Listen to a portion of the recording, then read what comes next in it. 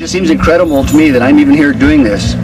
I don't want to be here doing this, but I really think that all of us need to be here. We have to make sure that people know what's going on in the name of our country.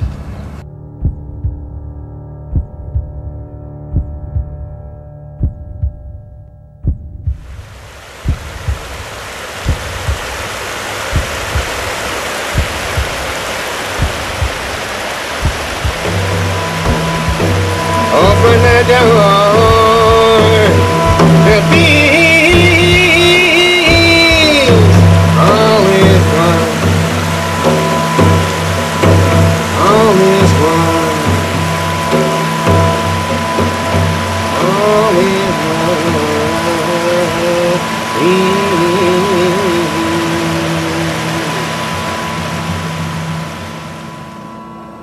These are the names of probably over 800 communities in just the United States, all 50 states, that are today doing what we're doing, something like what we're doing, standing for peace, calling for an end to the war. Since I learned that our son David was killed in Iraq last September, it has eaten in my insides until I just really feel empty. I still can't believe my son is never coming home. Someone you spend 37 years loving just doesn't disappear. When David first went to Iraq, we all knew that he was in a dangerous area with a dangerous job.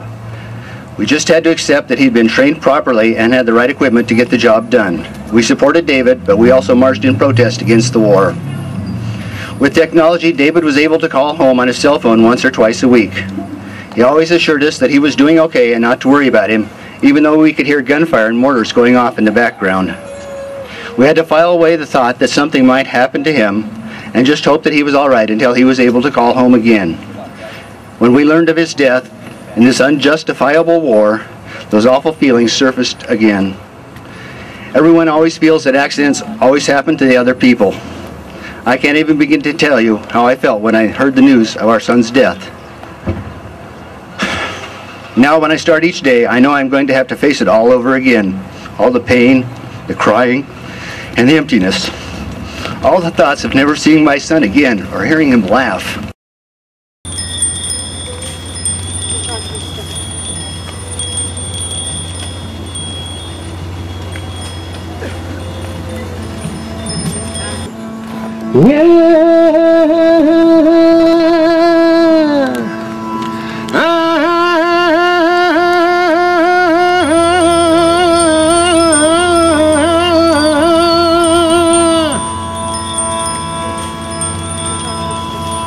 Salam, shalom, peace. Salam, shalom, peace.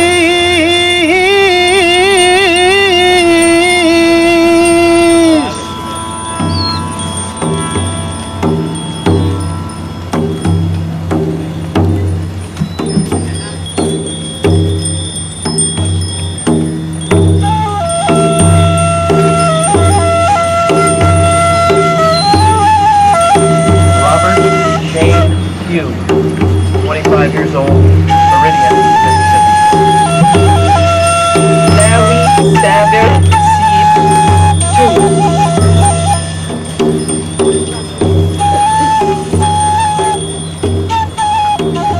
Lisbeth Robles, 31 years old, Vega Baja, Puerto Rico. Them are from Colton, and they've honored us incredibly. Enough said. Michelle is first.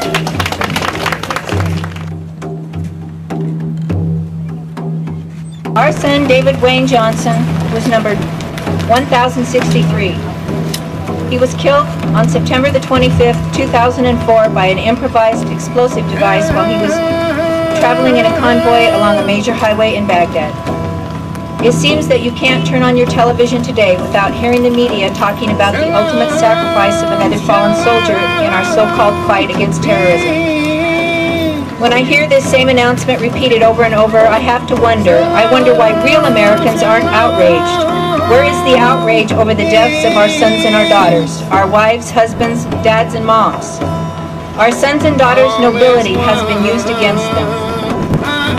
I believe that corporate America has corrupted our politics, and they have bought themselves a government that serves only their own interests with no regard for the people who serve and die, or the ones left behind with no future. We, the Gold Star Families for Peace, are asking that you support our troops by demanding that they be brought home from Iraq immediately. It is time to end the silence.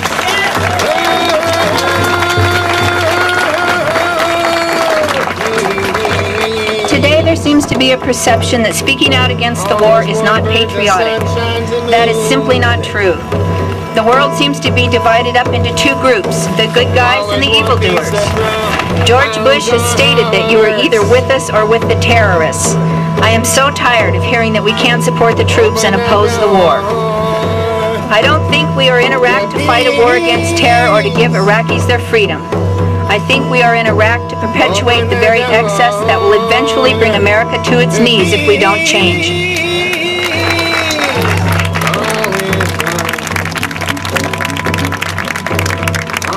We are in Iraq to defend the oil and the pipelines so the supply of black gold doesn't dwindle until the big corporations want it to. How many more of our people will have to die before we can take back control of our government and remove these make-believe Christian neocons from power?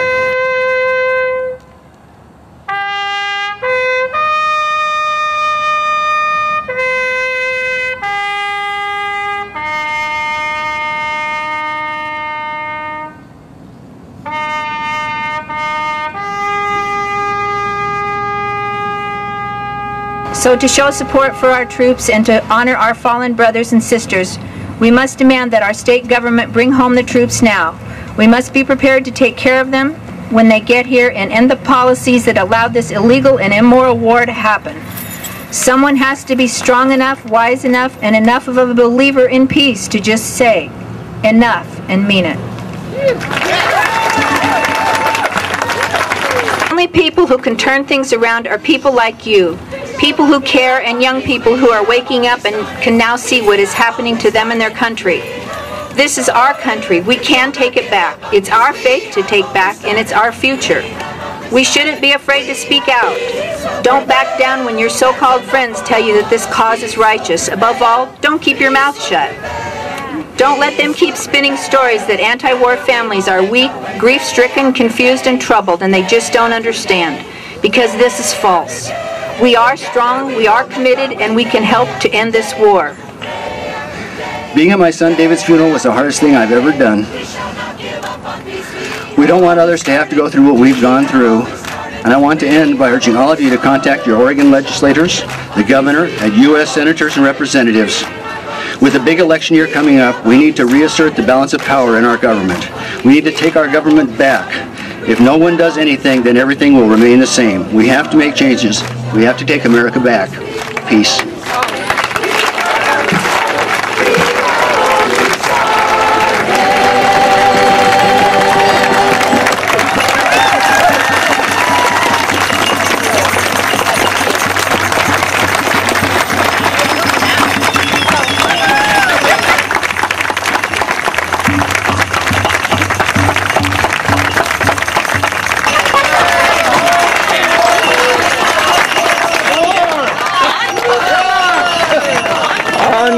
Encore!